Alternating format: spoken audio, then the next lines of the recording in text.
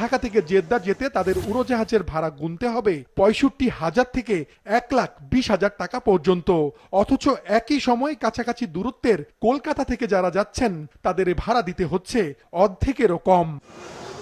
শুধু সৌদি আরব নয়, ঢাকা থেকে মধ্যপ্রাচ্য সহ বিভিন্ন দেশে যেতে ১ মাসের ব্যবধানে উড়োজাহাজের ভাড়া ৩ গুণ পর্যন্ত বেড়েছে। এতে সবচেয়ে বেশি বিপাকে পড়েছেন প্রবাসী কর্মীরা। হাঁস বেচা, ডিম বেচা, গরু বেচা এই সমস্ত টাকাগুলা দিয়েই মানুষ বিদেশ যায়। সেখানে টিকিটের দাম, যে টিকিট হচ্ছে ৪০,০০০, ৩৫,০০০ টাকা, সেটা এখন ১,১০,০০০-২০,০০০ টাকা।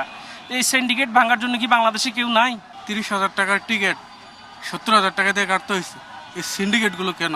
এটা প্রবাসীদের ভোগান্তি না, প্রচুর ভোগান্তি। অবশ্যই খতিয়ে দেখা উচিত। আপনি সিঙ্গেল টিকিট কেটে আসছি, তো ওই ক্ষেত্রে দেখা গেছে ২০-২২,০০০ টাকার ভিতরে আমি বাংলাদেশে আসছি, তো এখন দেখতেছি আমি সিঙ্গেল টিকিট ৭০,০০০ টাকা, ৬৫,০০০ টাকার মতন আমার কাছে চাইতেছে। সংশ্লিষ্টরা বলছেন টিকিট বিক্রিতে